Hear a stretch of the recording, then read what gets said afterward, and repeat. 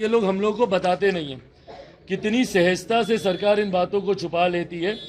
Fix charges जो हैं उसको दुगना कर दिया गया है।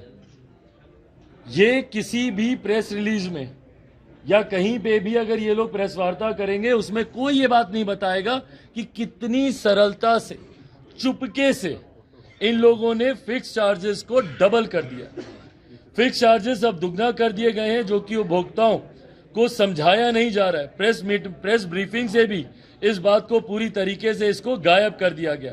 इसका एक बड़ा असर तो मासिक खर्चे पर उपभोक्ताओं के ऊपर पड़ेगा ही पड़ेगा। बिजली का बिल इसकी वजह से कितना बड़ा होगा। और ये यूनिट्स देखिए, यहाँ पे इन लोगों ने दिया गया कि जीरो से 50 यूनिट्स तक जो 6 रुपया 1 पैसे था वो 7.57 हो गया।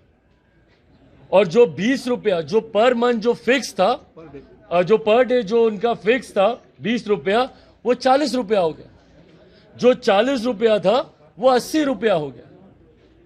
भाई ये फिक्स चार्जेस डबल होने का मतलब आप समझ रहे हैं कितना भारी बोझ प्रतिदिन का ये पड़ रहा है उपभोक्ताओं के ऊपर।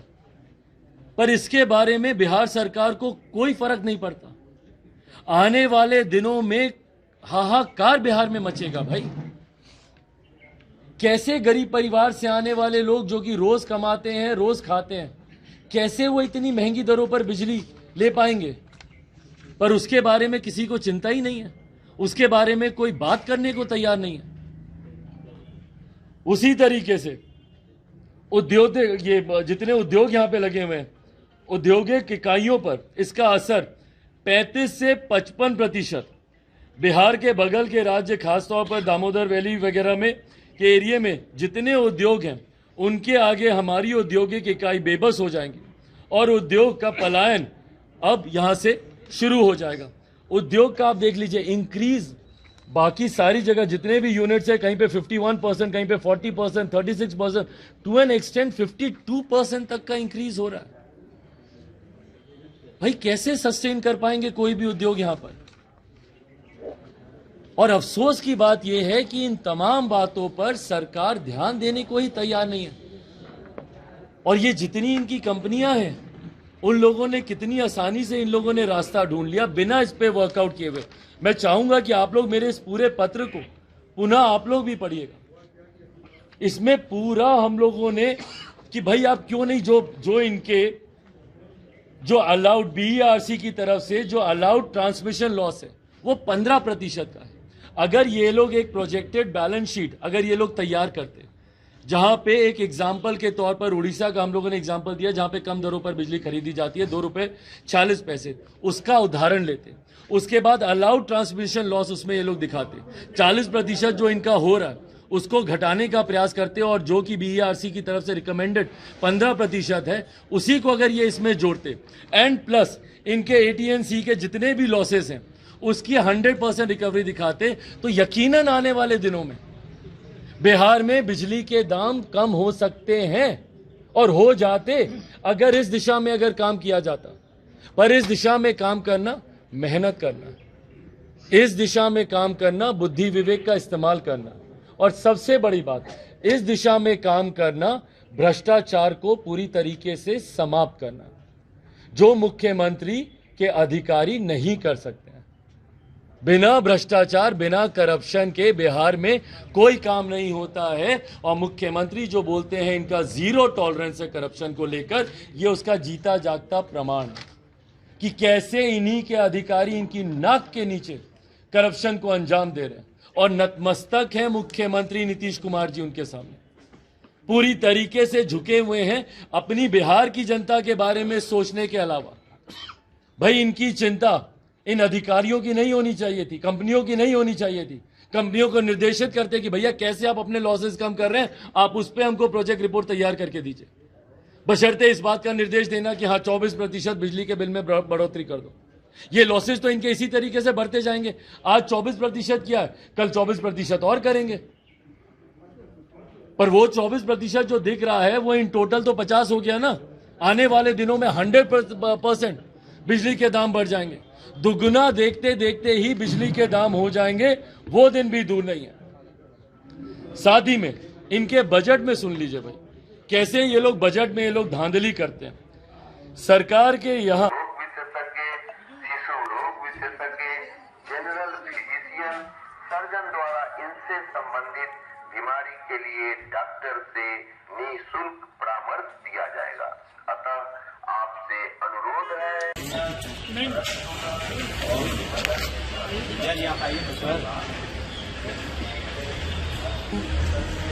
के साथ आपके प्रश्न का मैं जवाब दूंगा। पुनः वही बात है ना, हम लोग की प्राथमिकताएं अलग हैं। आज भी आप लोगों को ज्यादा दिलचस्पी इस बात पे है क्योंकि ये ज्वलंत विषय चल रहा है। दिलचस्पी इस बात पे है कि राहुल जी का क्या होगा, तो तेजस्वी जी का क्या होगा, आम बिहारी का क्या होगा। ये दिलचस्पी हम लोगों में ही नहीं उत्पन्न हो पा रही है। ये दुख की बात है, ये दुख की बात है। मैं आप सबसे भी भाई आग्रह करूंगा, लोकतंत्र का चौथा स्तंभ है। हाँ जरूर ये विषय बहुत सबको एक्साइट करते हैं, अरे राहुल जी की सदस्यता चली गई, 8 साल तक वो चुनाव लड़ेंगे नहीं लड़ेंगे। पर भाई जिनका जीवन बर्बाद हो रहा है, आम बिहारियों का जीवन बर्बाद हो रहा है, क्या हम लोग की भी प्राथमिकता नहीं बनती? नैतिकता का आधार नहीं कहता कि हम लोग भी इसमें। खैर आपके प्रश्न का मैं जवाब दे देता हूँ क्योंकि आप जानना चाह रहे हैं, क्योंकि यही प्रश्न आगे भी आएंगे। कोई फर्क नहीं पड़ता भाई किसकी सदस्यता जा रही है नहीं जा रही है, ये एक कानूनी प्रक्रिया का हिस्सा है। मुझे दोहराने की जरूरत नहीं है, ये बात आप सब लोग जानते हैं।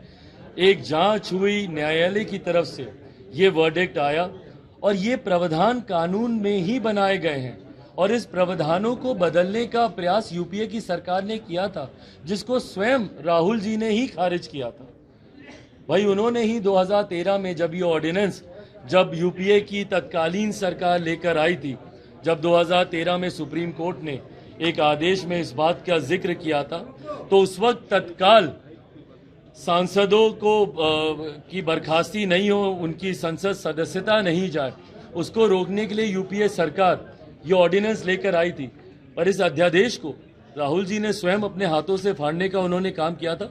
तो वो खुद इस बात को जानते हैं भैया कि कानून, रिप्रेजेंटेशन एक्ट जो पार्लियामेंट कॉन्स्टिट्यूशन का जो है जनप्रतिनिधियों से जुड़ा हुआ, उसमें ये स्पष्ट तौर से कहा गया है कि 2 साल या उससे ज्यादा की अवधि के लिए अगर किसी को भी सजा मिलती है, कोई भी कन्विक्ट होता है, तो उसकी सदस्यता जाएगी।